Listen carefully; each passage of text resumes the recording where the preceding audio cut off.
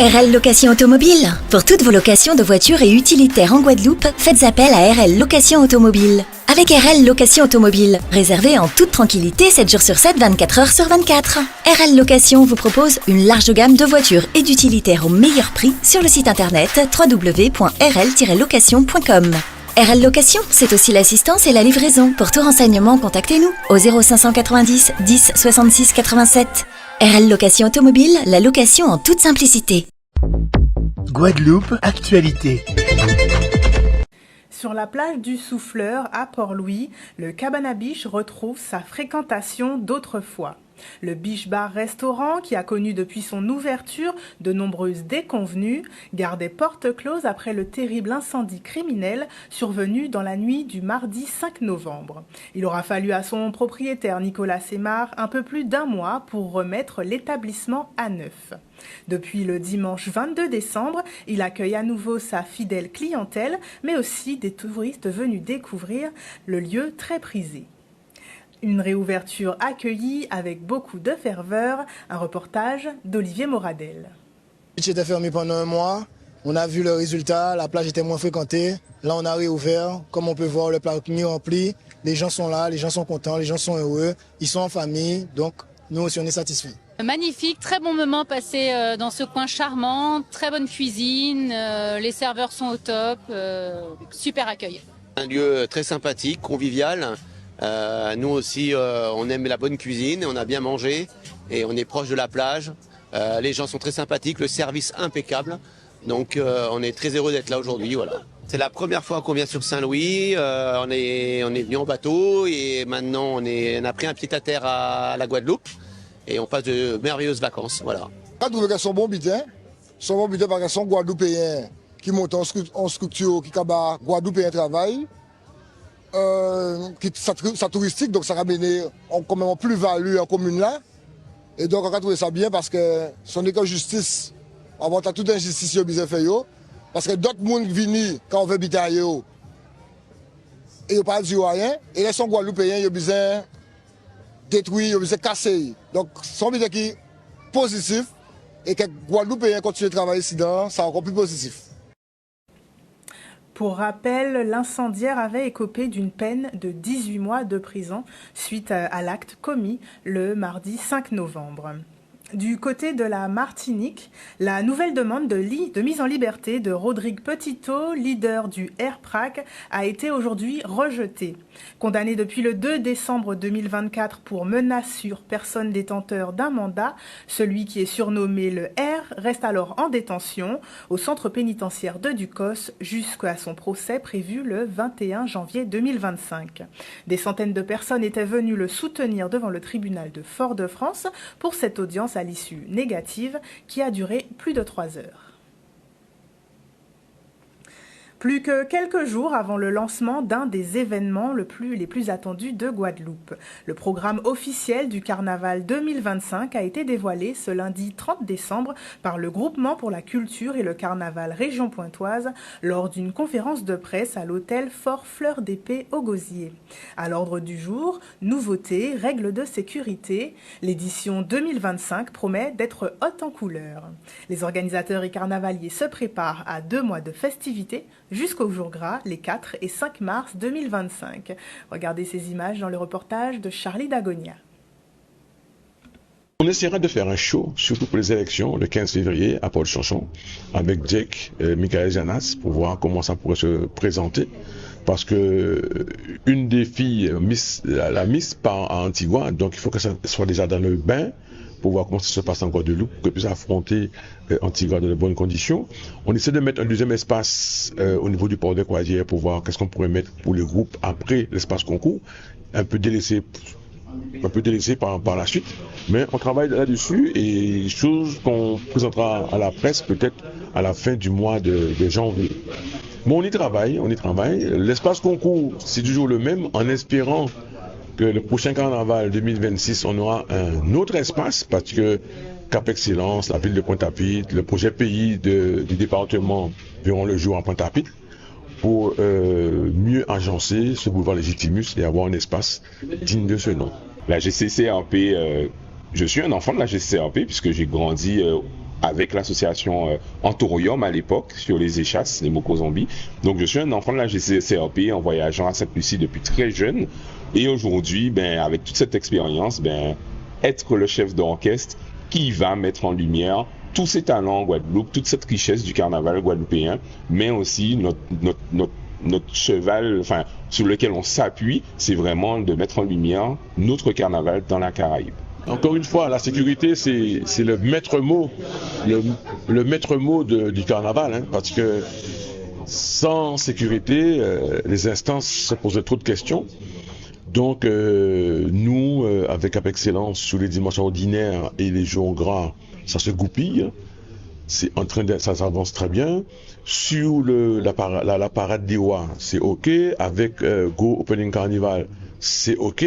Jack a mis les moyens aussi là-dessus. Donc, si se passe quelque chose, c'est la faute à pas de chance. Donc, on fait le boulot en amont pour que le carnavalier et le public soient en très bonne sécurité. Aujourd'hui, on ramène un produit qui fonctionne par tous ces voyages qu'on fait avec les French Soca Lovers dans la Caraïbe, au-delà même de la Caraïbe, dans les pays États-Unis, New York à son carnaval en septembre, Miami à son carnaval en octobre, donc Atlanta à son carnaval en mai. Donc tous ces pays aujourd'hui dans le monde qui s'appuient sur cette culture carnavalesque de chars, de sonorisation embarquée sur semi-roman. Donc aujourd'hui, il faut revenir avec en Guadeloupe, puisqu'ils ont existé avant, il y avait Cassav sur des chars, ça a existé. Donc pourquoi pas revenir avec ce format? Et le premier événement annoncé de ce carnaval 2025, le vernissage Mass Expoval au pavillon de la ville de Pointe-à-Pitre le vendredi 3 janvier. Le label associatif Dissimilitude Musique, en partenariat avec la ville de Pointe-à-Pitre, rend hommage à la culture musicale et à l'artisanat local. Ce dimanche 29 décembre, la manifestation Artistes Local en nous a mis en lumière des artistes et des artisans guadeloupéens au kiosque de la place de la Victoire. L'objectif, animer le cœur de la ville et faire découvrir le talent guadeloupéen aux croisiéristes en escale sur notre île. Vianney Valverde. On nous a demandé de déposer un projet pour l'animation du parcours des touristes croisiéristes, justement dans le cadre de l'animation de Pointe-à-Pitre, puisque on est un peu ville morte le week-end, le samedi, le dimanche, c'est un peu mort. Donc on a proposé un projet justement pour animer le kiosque de la place de la Victoire de façon à ce qu'on puisse en même temps mettre en avant nos artistes locaux et nos produits locaux. Alors nous sommes ici aujourd'hui pour animer le territoire d'une part, au kiosque de la place de la Victoire avec le pavillon de la ville également qui était ouvert ce matin, le tout pour accueillir les croisiéristes qui sont sur le territoire ce matin, sachant qu'on a un gros bateau de plus de 6000 personnes le bateau qui était donc attendu. Franchement, très belle initiative. Je pense qu'il faut bouger les lignes. On est là pour ça. C'est-à-dire que le monde nous appartient en fait. Donc c'est à nous de... On peut pas rester là et se plaindre. Le monde nous appartient. Donc j'ai envie de te dire, il faut bouger les lignes, il faut prendre des initiatives. Et franchement, au passage, je remercie la ville de Pointe-à-Pitre de nous avoir fait confiance. L'idée, c'est effectivement de montrer quel est notre patrimoine, de valoriser nos artisans et nos artistes locaux et les associations pointoises qui font un réel travail sur le territoire. En gros, il s'agit vraiment d'animer déjà, surtout un dimanche matin quand on sait que la ville est fermée et que nous avons le pouvoir effectivement de mettre en place des actions de qualité. Au Gosier aussi, les artisans sont mis à l'honneur. L'association Guad Artisans et Sandokan ont organisé la 2e édition du marché Art Local à l'occasion des fêtes de fin d'année. Jusqu'au dimanche 29 décembre, talents émergents et artistes et artisans aguerris se sont réunis pour faire rayonner la richesse guadeloupéenne et permettre de faire ses derniers achats de l'année. Un reportage d'Olivier Moradel. On voulait mettre en place un marché comme dans l'Hexagone ou sur plusieurs jours. Donc là, c'est un marché qui a débuté le week-end dernier et qui prend fin ce week-end. L'objectif, c'est de mettre en lumière les artisans locaux et leur production. J'ai participé à un premier marché, notamment à Monalo. C'était mon tout premier marché, donc ma première exposition. Et j'ai décidé de venir sur ce marché pour pouvoir faire découvrir au Gosier ce que je propose. Sur ce marché, on retrouve des objets assez originaux, comme par exemple les calebasses en couleur, les lampes en calebasse. Vous allez retrouver aussi des bijoux en pierre, du fromage de coco, du beurre de coco, des sacs en crochet, du savon pour la peau à base d'aloe vera et plein de petites choses. Du sorbet sans lactose. On a plein de petites choses sur le marché. Je me suis déplacée parce que j'aime bien regarder tout ce qui est local, tout ce qui est fait chez moi. Et il y a de jolies choses comme du miel, des petits sacs d'événements faits crochet. Donc je prends plaisir à venir regarder des belles choses et qui finissent d'agrémenter tous les bienfaits que j'ai à la maison. Et au moins c'est local chez moi. Il y a plein de choses originales, des petits sacs d'événements et des bijoux qui sont faits main, qui sont très originaux. Il est le nouveau visage du raffinement guadeloupéen. Juanito Cellini remporte la première place de la compétition qui célèbre la beauté et l'élégance au masculin. Ce samedi 28 décembre au Gosier, le concours Modèle Élégance Guadeloupe a offert aux spectateurs un spectacle digne des plus grands. Le jury a dû départager les 5 candidats venus prouver leur mérite à porter cette écharpe. Découvrez le vainqueur de l'élection 2024 dans ce reportage de Vianney Valverde.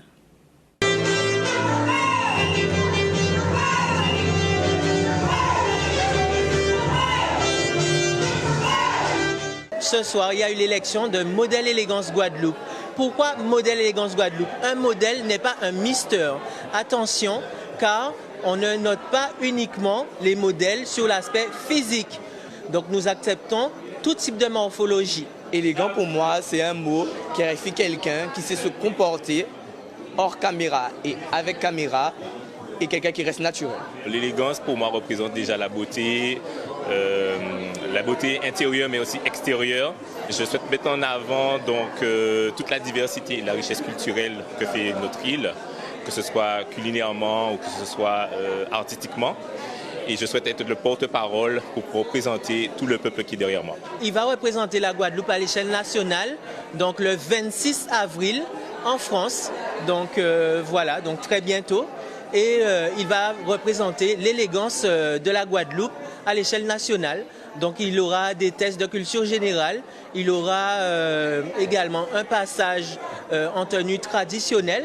Donc on va mettre en avant bien évidemment la Guadeloupe et il aura d'autres défilés à faire en tenue de ville, maillot de bain et tenue de soirée. Je souhaite à féliciter Juanito pour son titre et l'ensemble des candidats car ce n'était pas quelque chose de facile, mais pourtant ils l'ont fait et voilà, on a pris notre décision et on espère qu'il va bien nous représenter à l'échelle nationale.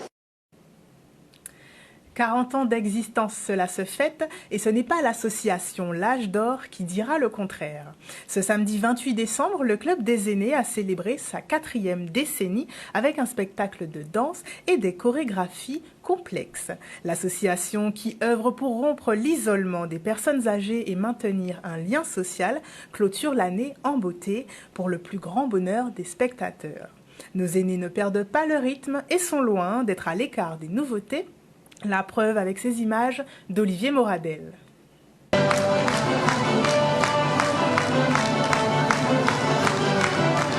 Nous avons décidé au début d'année, pour nos 40 ans, de faire un spectacle.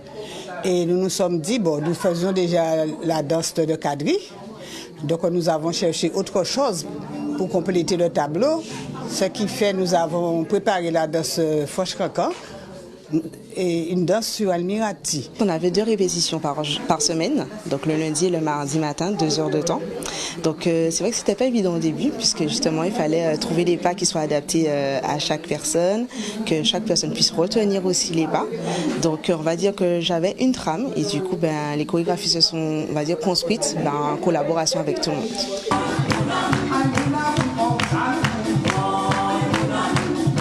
Ça n'a pas été facile, vous savez, ce sont des adages.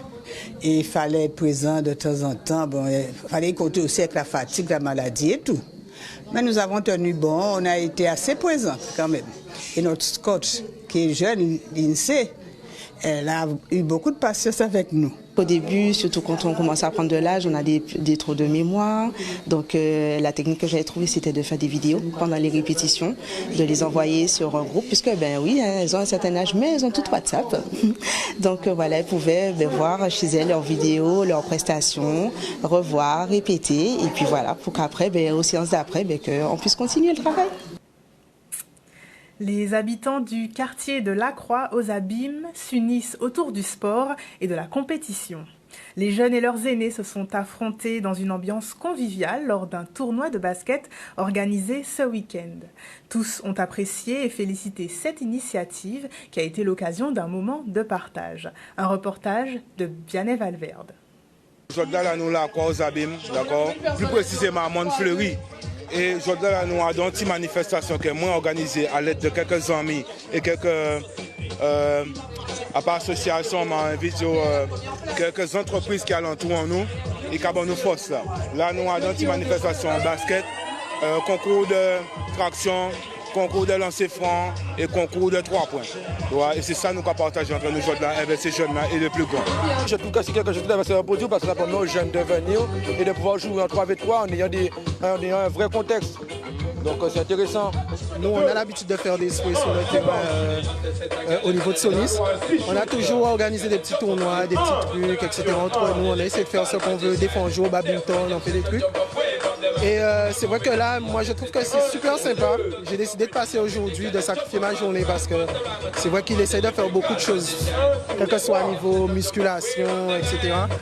Et en tant que basketteur, moi-même, ancien basketteur, je me suis dit que ce serait peut-être intéressant de venir participer avec les jeunes.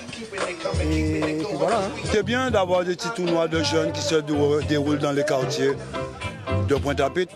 Et moi, je suis basketteur. En tant que basketteur, j'aime bien m'amuser et prendre mon pied. Et si ça se faisait plus souvent, ça serait encore meilleur.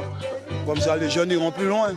On est sûr qu'on va être un quartier défavorisé, mais c'est pas pour ça que lorsqu'il y a un truc à faire qu'on ne le fait pas. Genre, on a une bonne ambiance entre nous et là, on était entre nous, en famille, tranquillement, tout le monde pouvait venir. Il y avait une bonne ambiance, on était dans un bon mood.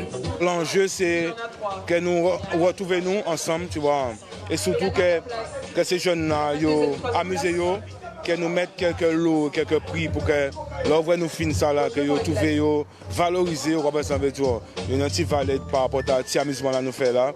Ils ont démontré que ils ça participer à en jeu collectif, tu vois, pas tout le temps c'est en confrontation, mais aussi que nous pouvons entendre nous et coller nous comme ça, pour que nous puissions participer à des actions comme ça en fait.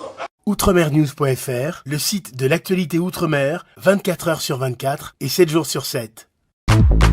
Retrouvez la chaîne Outremer News sur YouTube.